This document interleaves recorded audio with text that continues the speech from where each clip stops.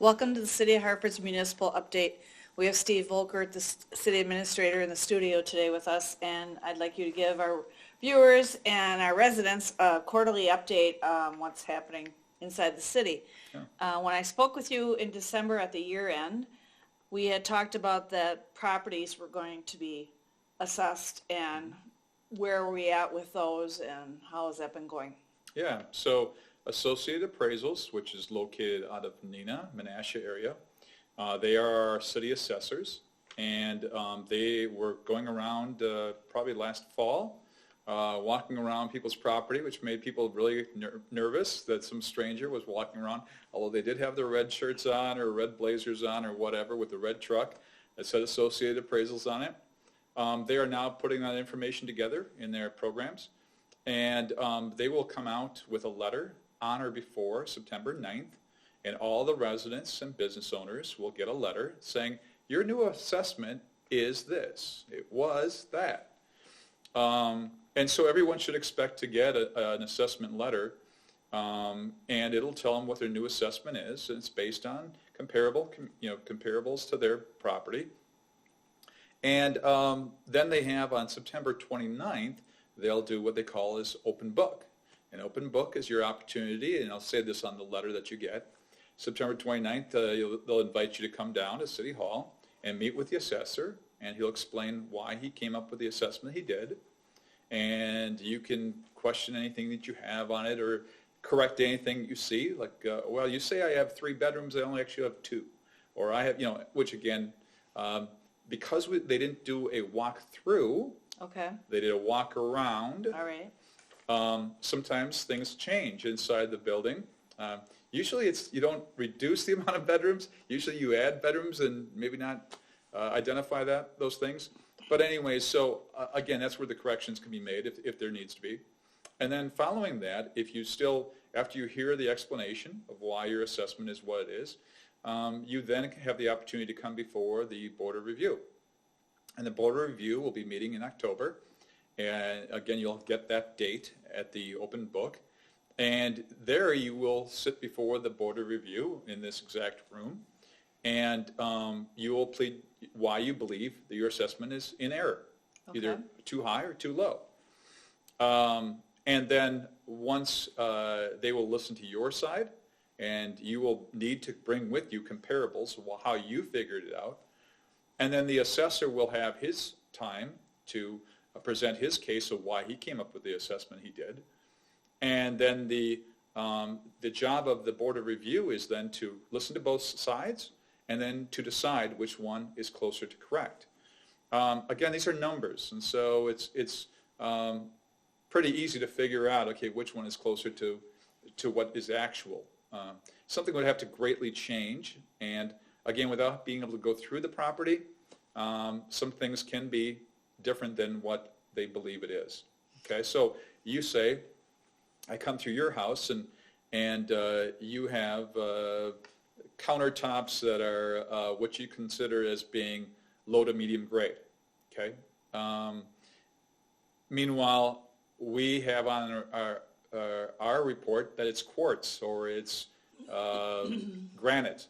Okay, those are high end. That makes a difference. The quality of the materials that you have in the house make a difference in the value, but also so does the square footage, how many bedrooms, how many bathrooms, things like that. So all those things go into your assessment. So everyone should expect that their assessment's going to go up. Okay, they shouldn't be shocked by that, and that does not mean your taxes are going to go up. It just simply means That was going to be my question. exactly, because the fact is that we know right now that the average household's assessed value compared to equalized value is about 12 to 14% low.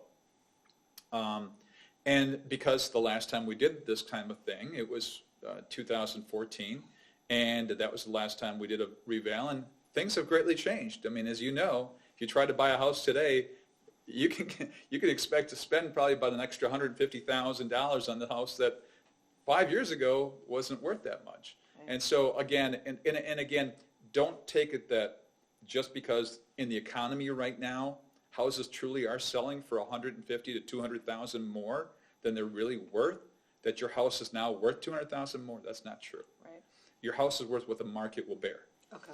And so that's why, again, we go through this process. This is all a legal process that we have to go through. And the timing of those dates is based on the state statute. So, yeah, look forward to that coming out in, like I said, September 9th. You'll be that date or before, you'll get this letter. And again, just like I said, don't freak out when you get it because everyone's assessment's going up. So we touched on the fact that you said the tax rate will not go up. Why would their tax rate go up next year? What reasons would Well, it be for? let me correct one of the words you're using. Tax rate. Your tax rate or your mill rate Okay, will go down. okay, Your tax value or your assessed value, it will go up. okay, Okay? So at the end, it's kind of an equation, which is x times y equals z. Z is always going to be about the same. Okay, let's just say we collect $10 billion in assessed value. Okay? That's always going to be the same, roughly.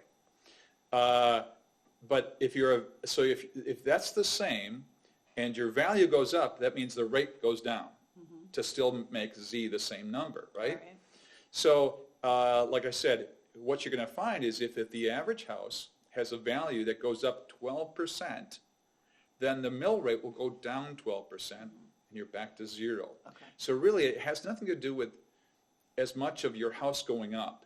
It's how much did your house go up compared to other properties just like yours. okay. So, The reason why I wanted to touch on the taxes is because people are concerned when they get this new assessed value that means they're going to be paying more in property tax and absolutely. taxes to the city. Every That's why I time this wanted to happens. make it clear Yeah. to our viewers if they can hear that.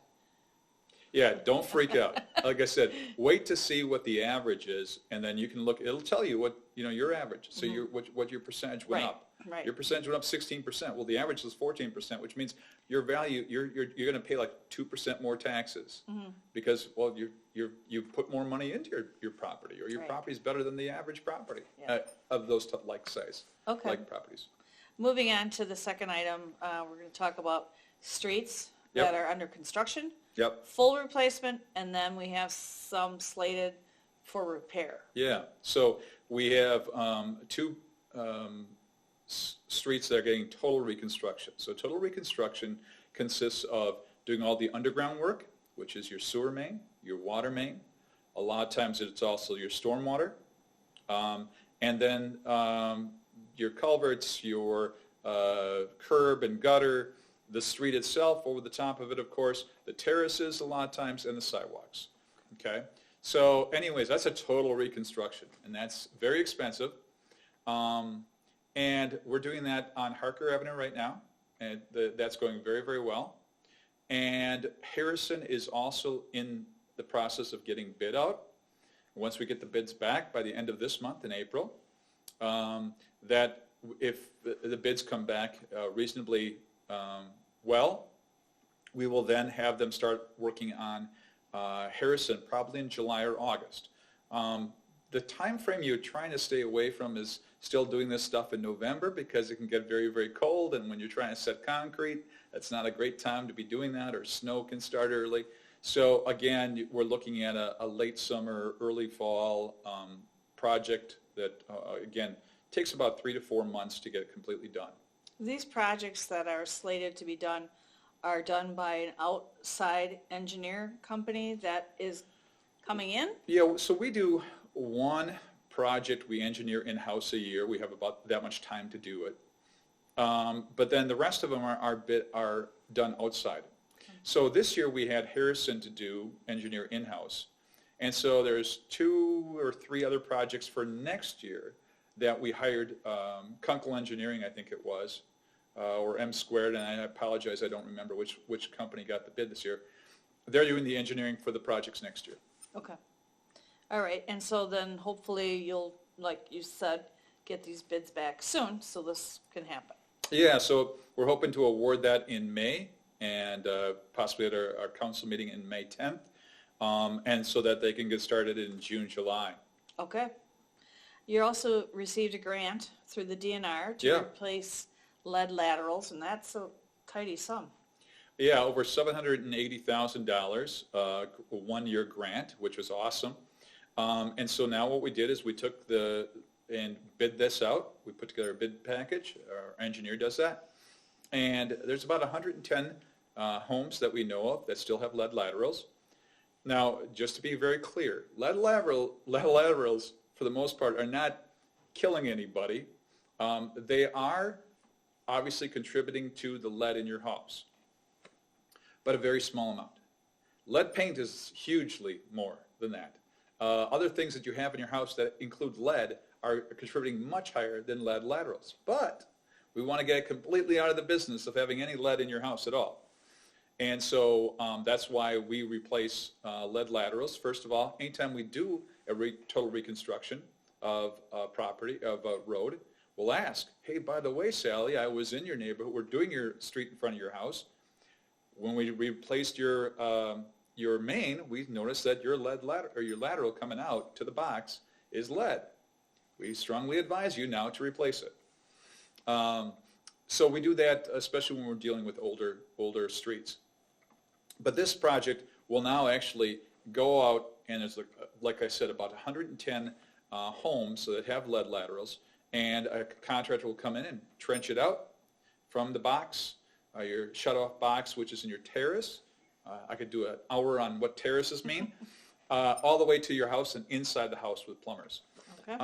So it's going to be it's a huge deal for us, is the fact of very possibly at the end of this year, we would have no homes with lead laterals, which is a huge accomplishment for this community.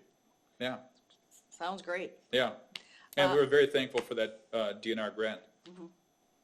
The industrial park is having a possible new business that would like to Yeah. start out there, and then you have a couple expansions of existing businesses. Yeah, so we had That's good news. at the last council meeting, which took place this past Tuesday night, one of the things that they were looking to do is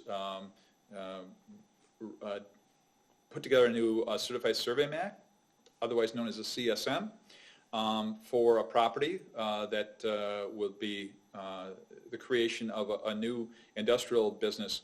It's actually located outside the community right now. They want to expand. Okay. They want to build in Hartford. And so they're going to be building a new building probably yet this fall, and start their operation here yet this year. It could be a spring project also for next year. We're not sure exactly, as far as contractors go. So we're excited about that.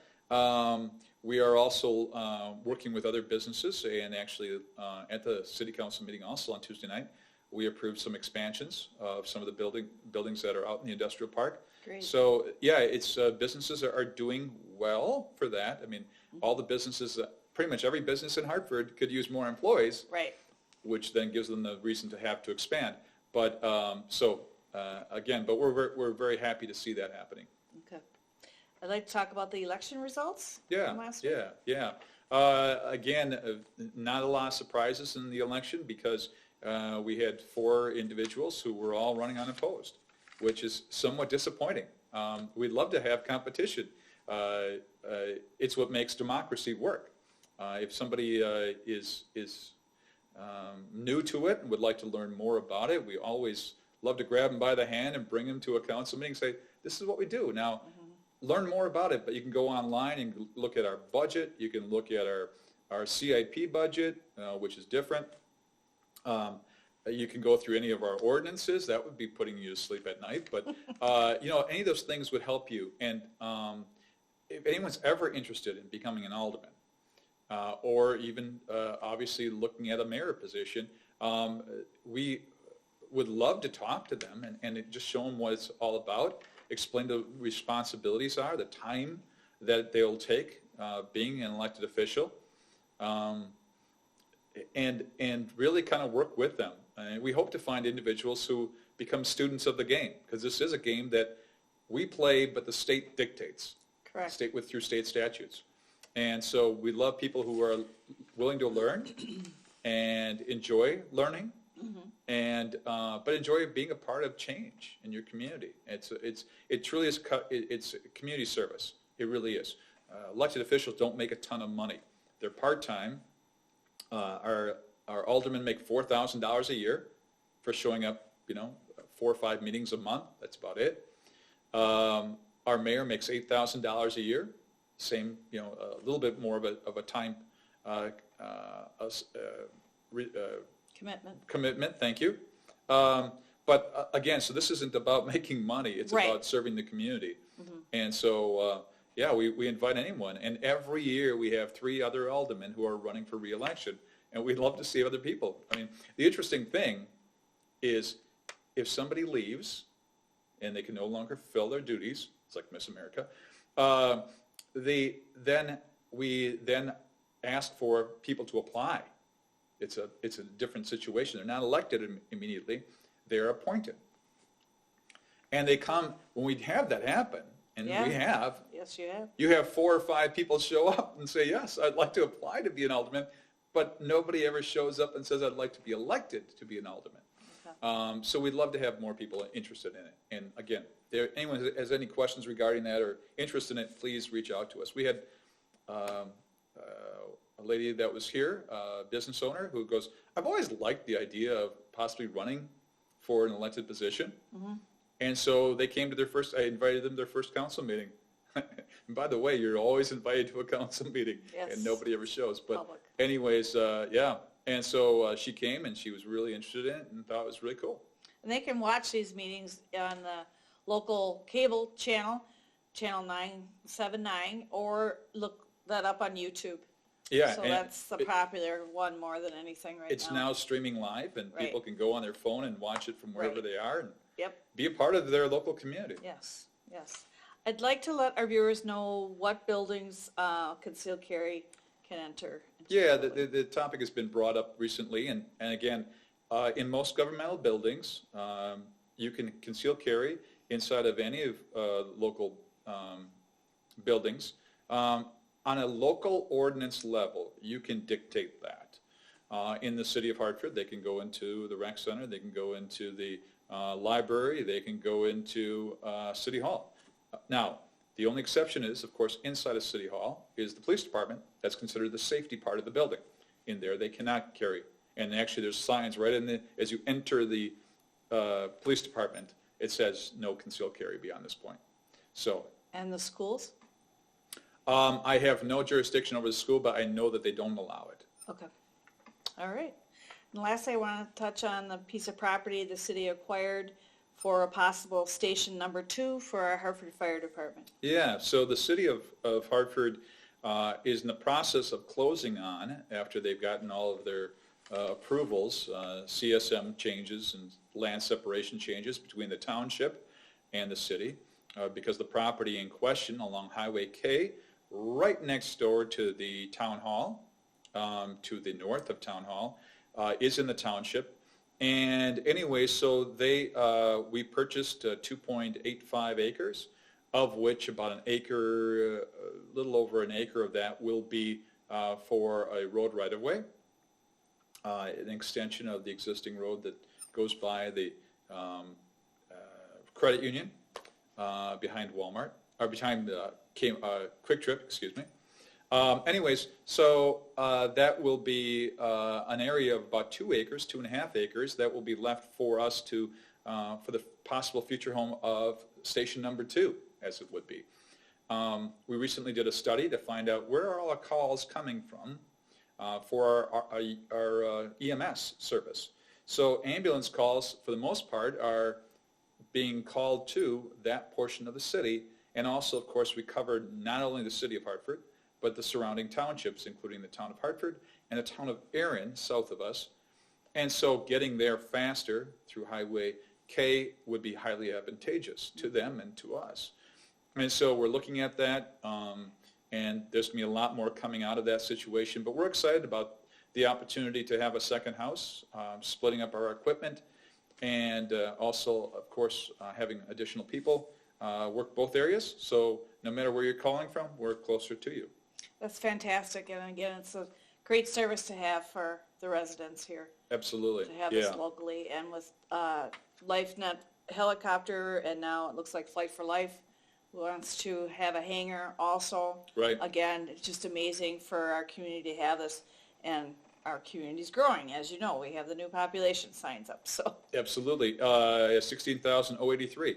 Yeah. But the interesting thing to that is, I mean, it's unprecedented what we have here as far as area ambulances. I mean, it's crazy to have two of them right in our neighborhood. So it's awesome. I mean, it's one of the many things that makes Hartford a great community. I want to ask you about the road that's going to be going through on that station too. Would that road extend down to the new housing construction area they're talking about? Well, that's a really great question. The housing development, which was inside of the pit, most people that are from Hartford know where the pit was, which is kind of behind Aldi's kind of thing. Yes. Anyways, that development got stopped. They found out that it was going to be too expensive to do that project, and so it's still for sale if you'd like to purchase that property. So they're looking for a developer that might want to do something in the future there. But it's been approved for housing, not business? Well, whoever would come into it, whatever developer would come into it, would then request a zoning change if they so choose to do so. So it could be a commercial zoning. Okay. Or it could be a housing, multifamily housing, which is different. Single-family houses versus multifamily is a different zoning. So it could be any of those, but it's pretty much green grass right now. Okay, let's just say that it happens at Station 2 starts development. Yeah. Is that part of the project then, to extend that road all the way to that piece of property so someone has access? Yep, absolutely. Okay. Yeah. So they'd have to take it from wherever the property line to the rest of it. But yeah, absolutely. Okay. Yeah, and also keep in mind there's still about an acre to 1.3 acres. That's to the north of where the fire station's going to be. So if someone's interested in really great commercial property, about 1.3 acres, that's still available. And that's city? That's not the city. That is the township still. However, annexation is available. So the property that we're buying is going to remain to be a township property until such time we build on it. There's no really advantage to us putting it into the city when we're not going to build on it yet. So, so it doesn't matter how many acres get annexed in to the city? It doesn't have to be a certain number, like 5 acres or? Could be a quarter acre. Okay. Could be a strip of land. Okay. 10 feet wide. Okay. It doesn't matter. Yeah. Okay, interesting. Yeah. Is there anything else you wanted to touch on? Employment opportunities? Well, two things. One thing is to clarify something that I think everybody, actually 3 things. Don't give me so much time, Sally, I could talk forever. But terrace, what is a terrace? Now, for those that don't understand, a terrace is the strip of land between your sidewalk and the curb. So now the question is, who owns that? Well, you own it. However, the terrace is within the right-of-way, which means the city or a utility can do whatever they want with that. Right. And it might make you really upset that they're tearing up your terrace to put in a new underground wire or whatever the deal is, but they have the right to do so. It's part of the right-of-way. Yeah, the easement.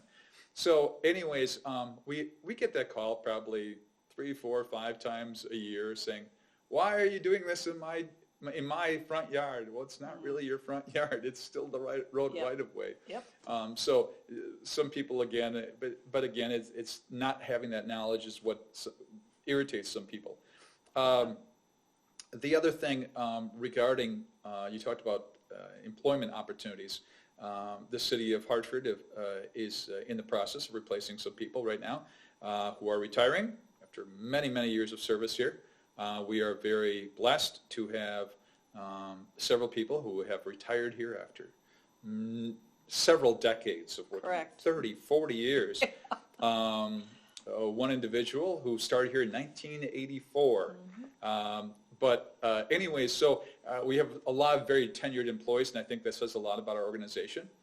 But with that, our seasonal employees, and we have over 200 seasonal employees just in parks, so our lifeguards and our members of our group that take care of front desks or concessions, or they're umpiring baseball, or they're handling playground, which is a summer season thing. Like everyone else, we are struggling to find youth, either high school, college-age kids, to help us in those areas. We have increased our wages on several of them. Great. Like, we're talking $3, $4 an hour Nice. increases. That's Yeah. not, that's on top of what we were paying, to try to find it. Because the problem is, if we can't safely provide that service, we're going to shut it down. I mean, Right. we're not going to put the health of our youth at risk Right, by being unchaperoned. right. So we want to make sure we continue to have the services that we have the aquatic center open the same amount of hours and the same amount of the aquatic center open. In other words, we don't shut down sections of the aquatic center because we don't have enough lifeguards. We want to be able to provide all these services that people expect. But we need help as far as if you know of teenage kids, college-age kids, even adults who are home for the summer because they're teachers or whatever. We need their help to do that. What's the minimum employment age? That's a great question. It can vary depending upon the job. Okay. Like the lifeguards, I believe, are 16, but that recently got changed. So To 14. yeah, so it really depends upon the position. If the position itself has a lot of responsibilities with heavy equipment, let's just say driving a truck, Right. it's primarily 18 years old. Okay. But again, if you have a question, Right. bring your high school kid in, your Yep. college kid in, have them come talk to us, and we'll find them something that they can be good at and enjoy, and be safe at, which is very, very important to us. Great. Yeah. So if you know of somebody, let us know, because And they can look on the city website. city website, we also advertise most of this on local papers. But yeah, and the application's right on the website, a fillable application. They can fill it out, or just simply show up at the rec center, show up at the street department, Public Works Department, which is located on the corner of Wacker and Sumner Street there, and get an application and fill it out and talk to them. They'd love to see people show up. Great. And I think that was the third topic, right? You had 3 points you wanted. Yeah, I can't remember what the third one Terrace, is. the Old employment. age has affected me. All right. But there's tons of things to talk about. A lot of great things going on in Hartford, and we're just so happy to have so much progress being made. Great. Thank you for your time. Thank you. And to our viewers, as always, thank you for watching.